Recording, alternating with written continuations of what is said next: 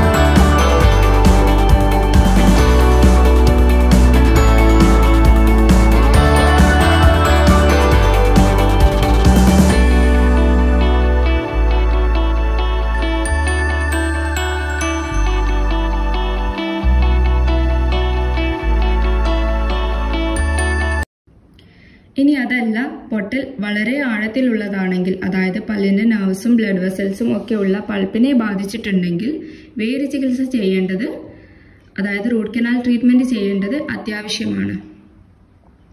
വേര് ചികിത്സയ്ക്ക് ശേഷം ഒന്നുകിൽ കോമ്പോസിറ്റ് റെസ്റ്റോറേറ്റീവ് മെറ്റീരിയൽ ഉപയോഗിച്ച് പഴയ രൂപത്തിലേക്ക് പല്ലിനെ മാറ്റിയെടുക്കാം. ഇനി അതല്ല, പല്ലിന്റെ ഒരുപാട് ഭാഗം പൊട്ടിയിട്ടുണ്ടെങ്കിൽ ക്രൗൺ അല്ലെങ്കിൽ ക്യാപ്പ് ഇടുന്നതാണ് നല്ലത്.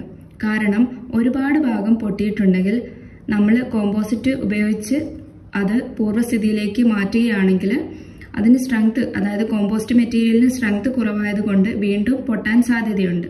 അതുകൊണ്ട് ഒരുപാട് പല്ലിന്റെ ഭാഗം പോയിട്ടുണ്ടെങ്കിൽ താരതമ്യേന സ്ട്രെങ്ത് ഉള്ള ക്രൗൺ അല്ലെങ്കിൽ ക്യാപ്പ് ഇടുന്നതാണ് നല്ലത്. ഇനി പൊട്ടിയ പല്ലിന്റെ ഭാഗം കൃത്യമായി നിങ്ങൾക്ക് കിട്ടിയിട്ടുണ്ടെങ്കിൽ ആ ഭാഗം തന്നെ പല്ലുമായി ബോണ്ട് ചെയ്യാൻ സാധിക്കുന്നതാണ്. അപ്പോൾ പല്ലിന്റെ പൊട്ടിയ പാർട്ട് കൈവശമുണ്ടെങ്കിൽ അതുമായി വേഗം ഡെന്റിസ്റ്റിനെ കാണുക. ഡോക്ടർ നോക്കിയിട്ട് പറ്റുന്ന അവസ്ഥയിലാണെങ്കിൽ വേണ്ട പ്രൊസീജിയേഴ്സ് ചെയ്തിട്ട് ഈ പൊട്ടിയ ഭാഗം തന്നെ പല്ലുമായി ബോണ്ട് ചെയ്യാവുന്നതാണ്. അപ്പോൾ ഇത്രയാണ് ഇന്നത്തെ വീഡിയോ. ഈ വീഡിയോ നിങ്ങൾക്ക് ഉപകാരപ്രദമായിട്ട് തോന്നുകയാണെങ്കിൽ ചാനൽ സബ്സ്ക്രൈബ് ചെയ്യുക. നിങ്ങൾക്ക് എന്തെങ്കിലും തരത്തിലുള്ള സംശയങ്ങളുണ്ടെങ്കിൽ കമൻറ്റ് ചെയ്യുക. അതുപോലെ ലൈക്ക് ചെയ്യാനും മറക്കരുത്. Thank you.